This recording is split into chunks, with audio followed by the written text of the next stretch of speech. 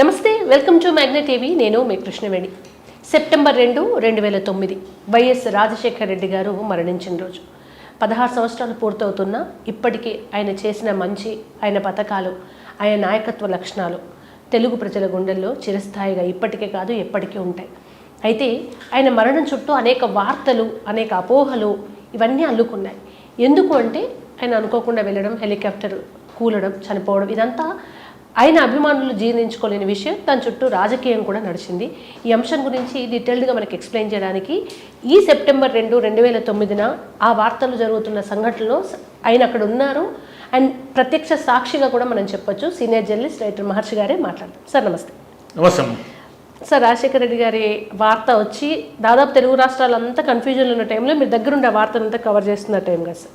ఆ రోజు ఏంటి సార్ పరిస్థితి? అసలు జర్నలిస్ట్గా నేను తిరుపతిలో ఉన్నాను. తిరుపతి న్యూస్ ఎడిటర్గా ఒక పత్రిక, ప్రధాన పత్రికకి రీజనల్ కోఆర్డినేటర్గా పనిచేస్తున్నాను. మాకేమిటంటే ముఖ్యమంత్రి గారి ప్రోగ్రాము చిత్తూరు జిల్లాలో ఉంటుంది అని మెసేజ్ వచ్చింది. ఎప్పుడు ఆ మెసేజ్ 2-3 రోజుల క్రితం వచ్చినప్పుడు చిత్తూరు జిల్లాలో ఆయన 2 గ్రామాలను ఎంచుకుంటారు. ఈ 2 గ్రామాల్లో ఏదో ఒక గ్రామానికి వెళతారు. ఎందుకు ముందుగానే చెప్పలేదంటే, ముందుగానే చెప్తే అక్కడ ఉన్న అధికారులు అంతా కూడా మేనేజ్ చేసేసి, అంటే ఫిక్స్డ్ ప్రోగ్రామ్గా ఉంటుంది. రాజశేఖర రెడ్డి గారికి ఏమిటంటే ప్రజలు తమ కష్టాలని, తమ ఇబ్బందుల్ని స్వచ్ఛందంగా చెప్పుకోవాలి అనేది ఆయన కోరిక. ఆల్రెడీ ఫిక్స్ అయిపోయి వీళ్ళు ఉండాలి, వీళ్ళు మీరు ఇది మాట్లాడాలి, అది మాట్లాడాలి అంటే అది ఇంకా రచ్చబండ కార్యక్రమం ఎలా అవుతుంది? వాళ్ళ బాధ ఏమిటో చెప్పుకోవాలి, వాళ్ళ బాధ ఏమిటో స్వయంగా వినాలి. ఈ నిర్ణయానికి రావడానికి కారణం ఏమిటంటే, ఇన్ని పథకాలు పెట్టాము, ఆరోగ్యశ్రీ పెట్టాము, మనం అన్నీ చేసాము కదా, అన్నీ చేసినా కూడా బొటాబోటీగా పాస్ మార్కులతో మనం ఎందుకు గెలిచాము అనేది ఆయన క్వశ్చన్. అసెంబ్లీలో కూడా అదే మాట్లాడినారు ఆయన. కాబట్టి మనం ప్రజల దగ్గరికి వెళ్ళాలి, మనం ఎందుకు చేయలేకపోయాము, ఇంకా ఏం చెయ్యాలి, ఇంకా ఏం చేస్తే బాగుంటుంది తెలుసుకోవాలనేది ఆయన కోరిక. మామూలుగానే ఆయన ఎప్పుడు జనం మధ్యనే ఉంటారు. ఇక్కడ హైదరాబాద్లో ఉన్న ప్రజా దర్బార్ అని అదని ఇదని ఎప్పుడు జనంలో ఉండే లక్షణం ఆయనకు, రాజశేఖర రెడ్డి. సరే, ఆయన 2వ తేదీ వస్తారు, 2వ తేదీ మార్నింగ్ వస్తారు అనేది ప్రోగ్రామ్. మేము ఏం చేసామంటే జర్నలిస్టులుగా, అంటే జర్నలిస్టులకి రకరకాల అనుభవాలు ఉంటాయి. Politics, political leaders, cinema, entertainment, రకరకాలుగా. తిరుపతి ఎమ్మెల్యే చిరంజీవి గారు వచ్చినప్పుడు ఒక రకంగా ఉంటుంది ప్రోగ్రాము. లేదంటే ఏదైనా క్రైమ్ ఇన్సిడెంట్లు జరిగినప్పుడు ఇంకో రకంగా. అంటే ఇప్పుడున్నంత యూట్యూబ్ ఛానళ్ళు ఇవన్నీ లేని కాలం కాబట్టి ఇప్పుడైతే మనకి క్షణంకి రకరకాల వార్తలు వచ్చేస్తూ ఉంటాయి యూట్యూబ్ ఛానల్స్. అప్పుడేమిటంటే మేము ప్రధానంగా న్యూస్ పేపర్లు, కొన్ని న్యూస్ ఛానల్స్, ఇంతే కదా ఉన్నప్పుడు మేము సెప్టెంబర్ 1వ తేదీ ఒక మీటింగ్ పెట్టుకున్నాం. మీటింగ్ పెట్టుకుని ఏమిటంటే ముఖ్యమంత్రి గారు వస్తారు, ఈ ప్రోగ్రామ్ ఎలా కవర్ చేయాలి, ఏమిటంటే అసలు ప్రోగ్రామ్ ఎలా చాకౌట్ చేయాలి అంటే, సరే ఎవరెవరు ఏమిటి, ఏ బాధ్యతలు తీసుకోవాలని రిపోర్టర్లు, ఫోటోగ్రాఫర్లు వీళ్ళందరూ కూడా, ఎలిఫ్యాడ్లో ఒక రిపోర్టర్, ఫోటోగ్రాఫర్ ఉండాలి. ఎలిఫ్యాడ్ నుంచి ఆయన గోపీనాథ్ గారి ఇంటికి వెళ్తారు, మాజీ ఎమ్మెల్యే, ఆయన బాగా సన్నిహితుడు. గోపీనాథ్ గారి ఇంటికి ఎందుకు వెళ్తారంటే, ఆయన కొడుకు పెళ్ళి ఏదో జరిగింది, వాళ్ళ వధూవరులను ఆశీర్వదించి అక్కడే బ్రేక్ఫాస్ట్ చేసి, అక్కడి నుంచి యాదమరి మండలంలోని ఒక ఊరు, అనుప్పల్లి అనే ఊరు, లేదా ఇంకొక ఊరు, ఈ 2 ఊర్లు ఏదో ఒక ఊరికి వెళ్తారు. ఈ ఊరు ఏమిటి అనేది కొంచెం ఒక 2 hours ముందు డిసైడ్ చెప్తారు ఎవరు, అధికారులు. కాబట్టి 2 ఊర్లలోనూ రిపోర్టర్లు, ఫోటోగ్రాఫర్లు ఉన్నారు. ఆ తర్వాత అక్కడి నుంచి ఆయన వేరే ప్రోగ్రాంకి వెళ్తారు. అంటే ఈ మొత్తం ఎవరెవరు కవర్ చేయాలి, ఫోటోలు ఎవరెవరు తీయాలి, మళ్ళీ ఫోటోలు అంటే ఇప్పట్లాగే వాట్సాప్లు ఇంత స్పీడ్ లేదు కాలం కాబట్టి ఆ చిత్తూరు ఆఫీస్కి ఆ ఫోటోలను చేర్చి ఇన్ టైంలో ఎడిషన్ ఆఫీస్కి చేర్చడం ఎలాగా, ఇవన్నీ కూడా ప్లాన్ చేసుకుని సెప్టెంబర్ 1వ తేదీ ఒక కర్టన్ రైజర్ రాసుకున్నాం. అదేమిటంటే నేడే ముఖ్యమంత్రి రాక ఇట్లా యాదమరిలో ఆయన రచ్చబండ కార్యక్రమానికి వస్తారు, ఇట్లా ప్రజలని ఇలా సమస్యలు పరిష్కరించుకోవడము, ఇవన్నీ తెలుసుకోవడము. దాని మోటివ్ ఏమిటి అంటే, జనంలో కలిసి ముఖ్యమంత్రి జనం మధ్యన కూర్చొని జనానికి సంబంధించిన సమస్యలన్నీ తెలుసుకుని వాటిని అక్కడికక్కడే పరిష్కరించేసి, లేదా కొంత టైం పడితే ఎలా పరిష్కరించాలి అనేది నిర్ణయిస్తే, దీనివల్ల ఏమిటంటే ప్రజల్లో ఒక కాన్ఫిడెన్స్ పెరుగుతుంది ప్రభుత్వం పట్ల, ప్రభుత్వం చేసే దీని పట్ల అనేది రాజశేఖర రెడ్డి గారి ఆలోచన. ఇక్కడ వరకు బాగానే ఉంది. ఆ రోజు మేము కర్టన్ రైజర్ ఇచ్చాము. సెప్టెంబర్ 2వ తేదీ ఉదయము మామూలుగానే మాకు అప్పుడు నైట్ డ్యూటీస్ కదా, అంటే news paper office night duties ఉంటాయి. సెప్టెంబర్ 2వ తేదీ ఉదయం 9-9:30కి నేను రెడీ ఇట్లా ఏమి ఫోన్లో ఏం మెసేజ్ లేదు, ఫోన్ కాల్స్ లేవు. జనరల్గా ఏమి అంటే ఇప్పటి సీఎం గారు వచ్చేసి ఉంటారు కదా, ఏమిటి ఆయన ప్రోగ్రామ్ ఎట్లా జరిగింది, ఏమిటి ఇన్ఫర్మేషన్ మనకు ఎవరు ఏం చెప్పలేదు అని నేను మా బ్యూరో ఇన్ఛార్జ్ నగేష్ గారు అని ఉంటే ఆయనకి కాల్ చేశాను. ఏంటి పరిస్థితి, సీఎం గారు వచ్చారంటే లేదు ఇంకా రాలేదు, షెడ్యూల్ ఏదో లేట్ అయింది, ఆయన బహుశా హైదరాబాద్లో బయలుదేరడమే లేట్ అయిందేమో మనకు తెలియదు అని చెప్పారు. చెప్పిన తర్వాత సరే లేటుగా వస్తారేమో అనుకున్నాం. 10:30, 11 ప్రాంతంలో మళ్ళీ ఇప్పటికి ప్రోగ్రాం జరుగుతూ ఉంటుంది కదా అని మళ్ళీ ఫోన్ చేశాం. ఏంటంటే లేదు సార్, సీఎం గారు రాలేదు అనడంతో పాటు ఆయన ఏమన్నాడంటే, సార్ ఇక్కడ పోలీస్ అధికారులు ఏదో అడావుడిగా తిరుగుతున్నారు సార్, ఏదో సంథింగ్ ఏదో జరిగినట్టుంది, కానీ ఏం జరిగిందో ఎవరు చెప్పడం లేదు అని చెప్పారు.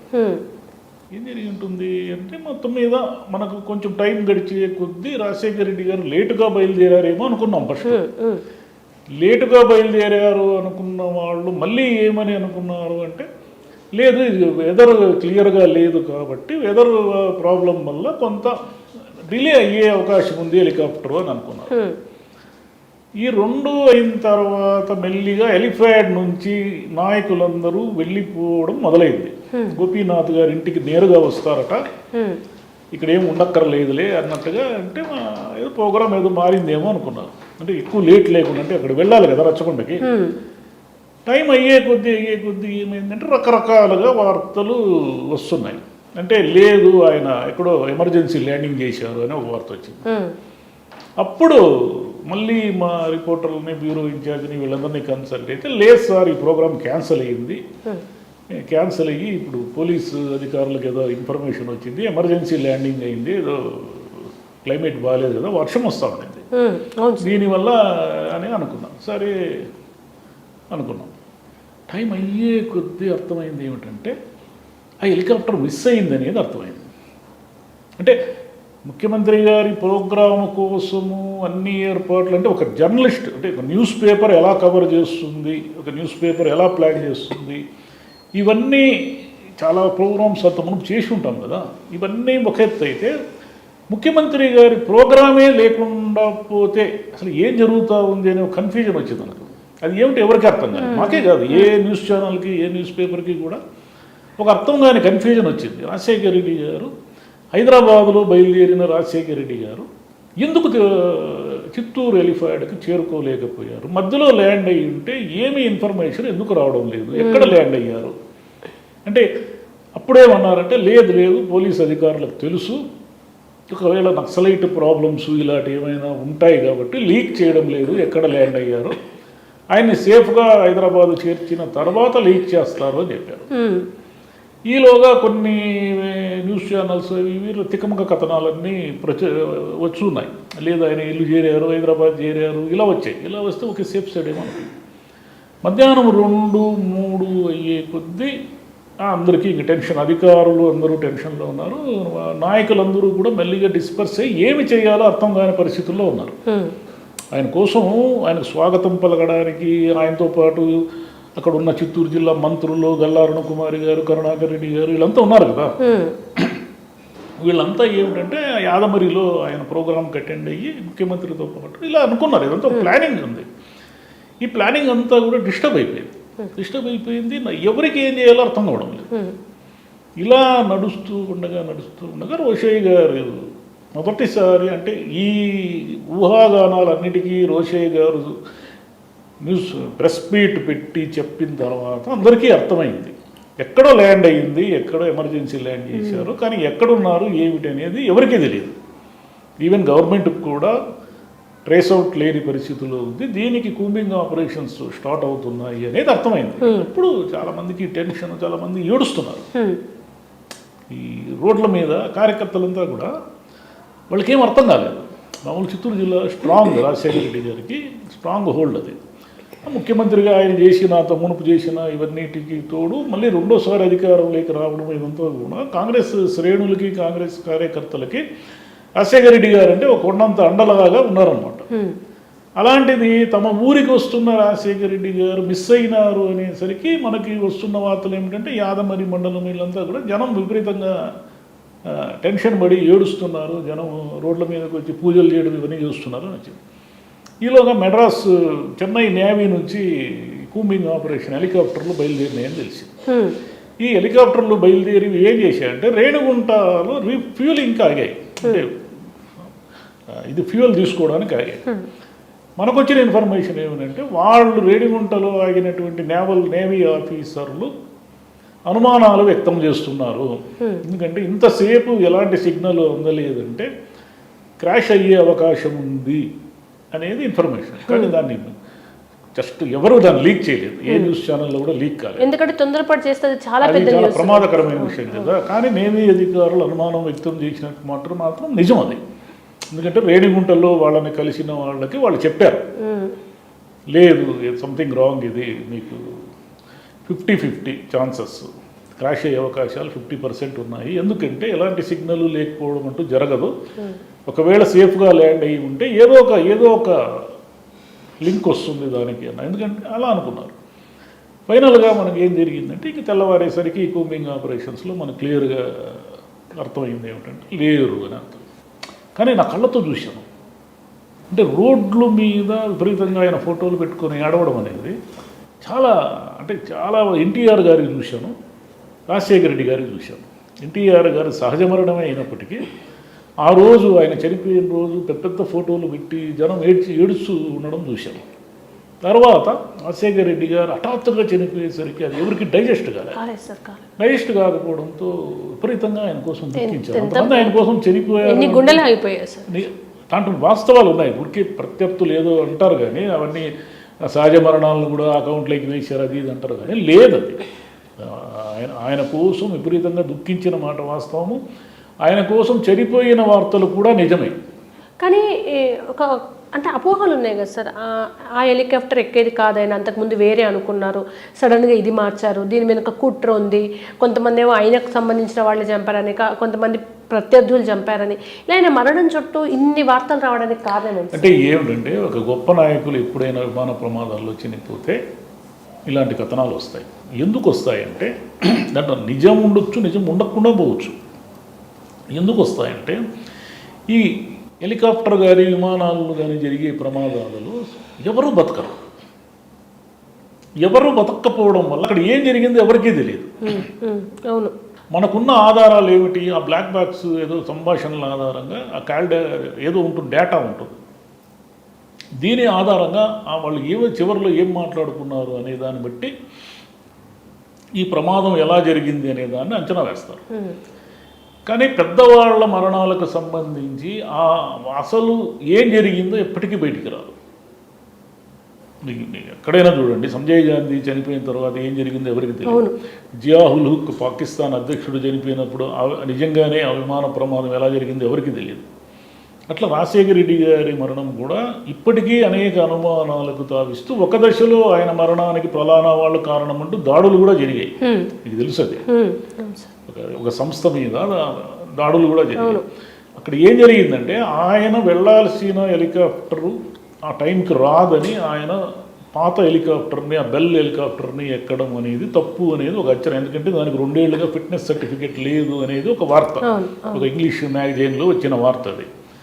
తర్వాత ఏమైంది అంటే ఆయన వద్దు, ఇట్లాంటి క్లైమేట్లో కిములో నింబస్ మేఘాలు ఏర్పడతాయి, ఈ మేఘాలు ఏర్పడినప్పుడు కొంచెం ప్రయాణం కష్టం అవుతుందంటే ఆయన మామూలుగానే జనరల్గానే ఏది లెక్క చేసే వ్యక్తి కాదు. ఏం కాదు పదా అంటే నాకు ఏమిటంటే ప్రజల దగ్గరికి వెళ్ళాలి అని ఒక ప్రోగ్రాం ఫిక్స్ చేసుకున్న తర్వాత దాన్ని వెనక్కి తీసుకోవడం ఆయనకి ఇష్టం ఉండదు. అందులో ఒక రచ్చబండ లాంటి పెద్ద ప్రోగ్రామ్ను ప్లాన్ చేసుకున్న తర్వాత ఈ వెదర్ కండిషన్స్ మామూలుగానే ఉంటాయి కదా అనేది ఆయన అనుకోవడం.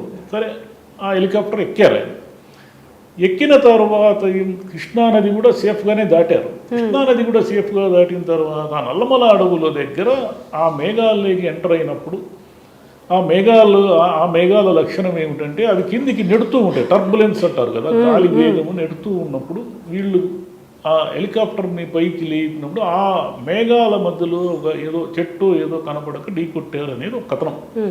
అంటే అక్కడున్న మినిమం సమాచారం ఇది. నిజంగా ప్రమాదం ఎలా జరిగింది అనేది క్లారిటీగా ఎవరు చెప్పలేదు. చెట్టుకు ఏదో ఢీకొట్టింది, చెట్టుకు ఢీకొట్టిన తర్వాత బ్లాస్ట్ అయిపోయి ఆ ముక్కలు ముక్కలుగా వెళ్ళిపోవడంతో అక్కడ ఉన్న అందరూ పావురాల గుట్ట అనేది ఇప్పటికి ఒక డ్రామా లాగా సార్ ఆ పేరు. పావురాల గుట్ట దగ్గర ఆయన చనిపోయారు. ఆయన చనిపోయారు, అక్కడ ఉన్నారు అనే విషయాన్ని మరుసటి రోజు మీకు ఈ వైమానిక దళానికి సంబంధించిన వాళ్ళు గుర్తుపట్టారు దాన్ని. కూంబింగ్ భారీగా కూంబింగ్ జరిగింది కదా, ఎన్ని రకాలుగా కూంబింగ్, గ్రౌండ్ కూంబింగ్ జరిగింది, ఏరియల్ కూంబింగ్ జరిగింది, చాలా కూంబింగ్స్ జరిగింది. ఈవెన్ నీ కృష్ణానదిలో కూడా కూంబింగ్ వెతికారు సార్. ఆ 2 రోజులు టీవీ ముందు నుంచి అర్ధరాత్రి కూడా కదలలేదు సార్ జనాలు, రాత్రి కూడా చూస్తూనే ఉన్నారు ఏదైనా న్యూస్ వస్తుంది. తమకు ఇష్టమైన నాయకుడు చనిపోయాడు కదా.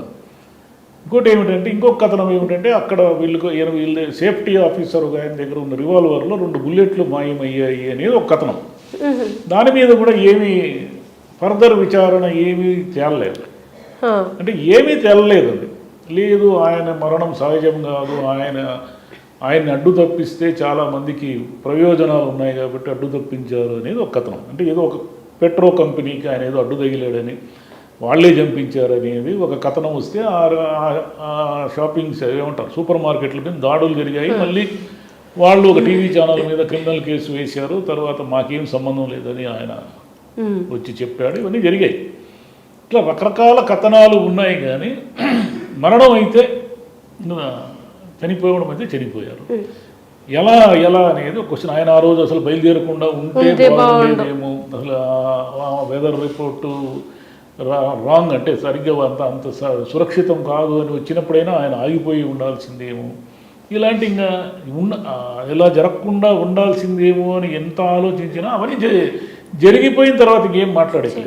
అండ్ సార్ అందరూ బాధపడే కనీసం చివరి చూపుకు ఆయన మొహాన్ని చూసుకుందామంటే కూడా అవకాశం లేనంతగా ఆయనది ఇష్టమైన నేత ఆ స్థితిలో దొరకడం అనేది. అంటే విమాన ప్రమాదాలు అట్లనే, విమాన ప్రమాదాలు అంటే గాలిలో జరిగే ప్రమాదాలలో అవశేషాలు దొరకడం కూడా చాలా కష్టం. మామూలుగా విమాన ప్రమాదాల్లో డిఎన్ఏని బట్టి పలానా వాళ్ళని నిర్ణయిస్తారు. అంటే అంత ఏమీ లేనటువంటి పరిస్థితి ఒకటి వస్తుంది. కానీ సార్ మరణం చుట్టూ రాజకీయం ఎంతవరకు హర్షణీయం సార్? అది ప్రతి మరణం అంటే ఇలాంటి మరణాలు, ప్రముఖుల మరణాల చుట్టూ ఇలాంటి రాజకీయం ఒకటి నడుస్తుంది. కాకపోతే రాజకీయం కూడా ఏమైపోయిందంటే రాను ఏమి పడితే అది ఎలా పడితే అలా దిగజారిపోతుంది. కాబట్టి ఆయన మరణానికి కూడా రకరకాల కథనాలు అల్లారు. ఆయన కారణం, ఈయన కారణం, ఇలా చేశారు, వాళ్ళు చేయించారు, వీళ్ళు చేయించారు. అవన్నీ కూడా నమ్మశక్యంగా ఉండవు, నిజమేనేమో అని కూడా ఒకసారి అనిపిస్తాయి. రకరకాల కన్ఫ్యూజన్స్ ఉంటాయి. కాబట్టి దాన్ని ఎవరు తేల్చాలి? నిపుణులు తేల్చాలి. ఆ ప్రమాదానికి సంబంధించిన నిపుణులు ఉంటారే, పావురాల గుట్టలు ఎవరైతే ఇవి ఉంటాయి వాటన్నిటిని పరిశీలించి తీసుకుని ఉంటారో వాళ్ళు తేల్చాలి. మామూలు మనలాంటి వాళ్ళు ఏమి చెప్పలేరు, మాట్లాడలేరు. మీకు కన్ఫర్మేషన్ న్యూస్ వచ్చినప్పుడు పరిస్థితి సార్ ప్రెస్లో? అప్పుడు కన్ఫర్మేషన్ ఎప్పుడు వచ్చిందంటే, మేము రాత్రంతా కూడా చాలాసేపు ఆయన ఉన్నారు అనే వార్త వస్తుందేమో అని వెయిట్ చేశాం. అంటే చిత్రమైన పరిస్థితి ఏమిటంటే, అంతకు ముందు రోజు నేడే ముఖ్యమంత్రి రాక అని ఒక పెద్ద వార్తని రాసుకున్నటువంటి మేమంటే మేము కాదు, ఏ న్యూస్ పేపర్ మరుసటి రోజు ఏమి రాసుకోవాలో తెలియని ఒక విచిత్రమైన పరిస్థితి. అంటే ఆయన అదృశ్యమయ్యారు, ఏమయ్యారో తెలియదు, హెలికాప్టర్లు ఎక్కడ ల్యాండ్ అయిందో తెలియదు. అలా అని ఆయన లేరు అని రాయలేరు, ఉన్నారు అని రాయలేరు. చిత్రమైన పరిస్థితి. ఎక్కడున్నాడో తెలియదు, ఏమయ్యారో తెలియదు. కాబట్టి ముఖ్యమంత్రి ఫోటోలతో రచ్చబండ కార్యక్రమాన్ని బ్రహ్మాండంగా న్యూస్ పేపర్లు కవర్ చేయాల్సిన పరిస్థితి నుంచి ముఖ్యమంత్రి హెలికాప్టర్ అదృశ్యమైంది అనే వార్త రాసుకోవచ్చు. ఆ వార్త అంటే మేము ఇప్పుడు 2 గంటల వరకు వెయిట్ చేసాం. రాత్రి 2 గంటల వరకు ఎడిషన్ని ఆపేశాం. ఎందుకు ఆపేసామంటే ఏమో వస్తుందేమో, ఆయన ఉన్నారు అనే వార్త మనకేమైనా వస్తుందేమో అని ఒక ఆశ. వస్తుందేమో అనేది 2 గంటలకి మనకి హెడ్ ఆఫీస్ నుంచి లేదు, క్లోజ్ చేసేయండి, మనకి ఎలాంటి ఇన్ఫర్మేషన్ లేదు అని. ఏం వేశారు సార్ అప్పుడు? క్లోజ్ చేసేయండి, ఇన్ఫర్మేషన్ లేదన్నప్పుడు ఏ వార్తతో? అదే రాశారు. ఇట్లా రాజశేఖర రెడ్డి గారు రావాల్సింది రాలే, ఈ టైంకి రావాల్సింది ఈ టైంకి రావాల్సింది, ఇన్ని గంటలకు బయలుదేరారు. మరి చిత్తూరు జిల్లాలో ఉన్న ప్రజలందరూ ఆయన కోసం ఎలా దుఃఖిస్తున్నారు, ఏమిటి ఆ ఫోటోలు, వాళ్ళ అంటే మా అన్న బతికే ఉన్నాడు అనే వార్తలు, అంటే వాళ్ళ ఆశ అదేమంటారు ఆప్టమిస్టిక్ ధోరణి. అంటే ఆశ రాజశేఖర రెడ్డి గారు ఆయనకి ఏమీ కాదు, ఆయన బతికి ఎక్కడ చూసిన పూజలు తెలుసా, విపరీతంగా పూజలు చేశారు. ఎక్కడ ప్రతి గుడిలోనూ కాంగ్రెస్ కార్యకర్తలే కాదు, సామాన్యులు మామూలు మనుషులు కూడా చాలామంది పూజ చేశారు. పూజలు చేసి ఆయన బాగుంటాడు, ఆయన వస్తాడు అని ఎదురు చూసిన వాళ్ళు, రాత్రంతా టీవీల ముందు కూర్చొని ఎదురు చూసిన వాళ్ళు. ఒక చిత్రమైన పరిస్థితి అది. అంటే ఒక నాయకుడి గొప్పతనాన్ని ఆయన మరణం కూడా నిరూపిస్తుంది. మరణమే నిరూపిస్తుంది సార్ ఒక్కోసారి ఆయన. మరణమే నిరూపించింది. ఎగ్జాక్ట్లీ. ఫైనల్గా ఏం చెప్తారు సార్ ఆయన వర్ధంతి సందర్భంగా? ఏమిటంటే ఆయన ఒక ప్రత్యేకమైన వ్యక్తి రాజశేఖర రెడ్డి గారు. ఆయన మనుషుల్ని కలుపుకొని పోతారు విపరీతంగా. నాయకుడు చిన్నవాడ పెద్దవాడ వాడి హోదా ఇవన్నీ ఏమి ఉండవు ఆయన దగ్గర. మనుషుల్ని విపరీతంగా దగ్గరికి తీసుకుని వాళ్ళని ఎప్పుడు కనిపించినా ఆప్యాయంగా పలకరిస్తాడు. ఆయన విజయ రహస్యం ఏమిటంటే తన వాళ్ళందరినీ కాపాడుకోవడం. తన వాళ్ళు మీన్స్ తన సమీపము నాయకులు కావచ్చు, కార్యకర్తలు కావచ్చు, వాళ్ళు ఎవరైనా కావచ్చు, రాజశేఖర రెడ్డి గారి మీద అభిమానంతో లేదా పార్టీ మీద అభిమానంతో ఇలా ఎవరైనా సరే ఆయన దగ్గరికి వెళ్ళిన వాళ్ళు ఒక రకమైన సంతోషంతో వస్తారు. ఎందుకంటే ఆయన పలకరించే పద్ధతి అలా ఉంటుంది. అంటే నేను ముఖ్యమంత్రిని కదా, నువ్వెవరు ఎవరు చిన్న అంటే అనామకుడు అన్నట్టుగా ఉండరు ఆయన. నేను ముఖ్యమంత్రి అయినా ఆయన పరిచయం ఉంటే పేరుతో సహా పలకరిస్తారు. ఆయన గొప్పతనం ఏమిటంటే అదేం జ్ఞాపక శక్తి ఏమో. మీరు 1-2 సార్లు ఆయనతో పరిచయం అయితే ఆ పేరు యాజిటీగా గుర్తుపెట్టుకుని ఏమయ్యా బాగున్నావా అని పలకరించే తత్వం ఆయన. అది విచిత్రంగా చాలామందిని షాక్ గురి చేస్తుంది. కాబట్టి అంటే ప్రజలకు సంబంధించి ఆయన ఏదో చెయ్యాలనే తపన అనేది ఆయన రాజకీయాలు వచ్చినప్పటి నుంచి ఉంది. ఆయన ప్రతిపక్ష నాయకుడుగా ఉన్నప్పటికీ కూడా నిజానికి ప్రతిపక్షంలో ఎక్కడో ఢిల్లీలో ఉన్న ఎంపీ కోసము కడపలో ఆయన వస్తే కొన్ని వేల మంది జనం వచ్చేవాళ్ళు. నిజానికి ఆయనకి నిజంగా అప్పుడు ఏం పవర్స్ లేవు. ఢిల్లీలో ఎంపీగా ఉన్న అతనికి ఏం పవర్స్ ఉంటాయి? రాష్ట్ర ప్రభుత్వం కాంగ్రెస్ ప్రభుత్వమే ఉన్నా ఈయనకు అందరూ వ్యతిరేకులే. అయినా సరే రాజశేఖర రెడ్డి గారు వచ్చారో కడప కంటే కొన్ని వేల మంది ఆయన R&B గెస్ట్ హౌస్లోనే ఎక్కడైనా దిగితే ఆయన కోసం కొన్ని వేల మంది వచ్చేవాళ్ళు. వచ్చి ఏదో కలిసి ఏదో తమ సమస్య కష్టమో చెప్పేవాళ్ళు. ఆయన ఏం చేసేవాడు అంటే నా వల్ల కాదు అనకుండా తనకు చేతనైనంత ఆ సమస్యని ఏదైనా ఎవరికైనా ఫోన్ చేయాల్సి వస్తే ఫోన్ చేస్తా. ఆయన ఏం మొహమాటపడ్డు, జెన్యూన్ అయి ఉండాలి. అయితే నువ్వు ఏదో పలానా మోసపూరితమైన పని చేయమంటే చేయలేదు. నువ్వు అడిగిన పని జెన్యూన్ అయితే నీకోసం ఎవరికైనా ఫోన్ చేస్తాను. అయ్యా ఇట్లా మా వాడు ఒకటి ఉన్నాడు, మీ వల్ల అవుతుందేమో చేయండి, అంతే. మీరు చేయండి అని ఆదేశించారు ఆయన, మీ వల్ల అయితే చేయండి అంటారు. ఆ లక్షణం ఉండడం వల్ల ఆయనకి విపరీతంగా ఫాలోయింగ్ ఉంది. ఏ ఊరికి పోయినా, ఇప్పుడు తిరుపతిలో నేను చూశాను కదా, తిరుపతికి ఆయన వస్తే విపరీతంగా ఆయన కలవడానికి వచ్చేవాళ్ళు. ఏది ప్రతిపక్షంలో ఉన్నప్పుడు, అంటే పదవి లేనప్పుడు 2004 జగన్మోహన్ రెడ్డి గారికి కూడా సేమ్ ఇది అప్లై చేసుకోవచ్చు సార్. ఆయన వస్తే జనం వస్తారు అనేది. ఆయన వస్తే జనం వస్తారు. అది రాజశేఖర రెడ్డి గారి వారసత్వం నుంచి ఈయనకు అది సంక్రమించింది. ఈయన వస్తే జనం ఎందుకు వస్తారంటే వాళ్ళ నాన్నతో ఉన్న ఎమోషనల్ బాండింగ్ ఈయన క్యారీ అయింది ఈయనకి. అది గొప్ప నాయకుడు సార్. నిజంగా ప్రజలైతే మిస్ అయ్యారు రకాల మరణంతో. ఆయన గురించి ఇన్ని విషయాలు మీరు అక్కడ ఉండి చూసారు కనుక చెప్పడం మా అందరికి కూడా ఆయన అనుభూతిని పంచుకున్నట్టుగా ఉంది. Thank you so much. Thank you.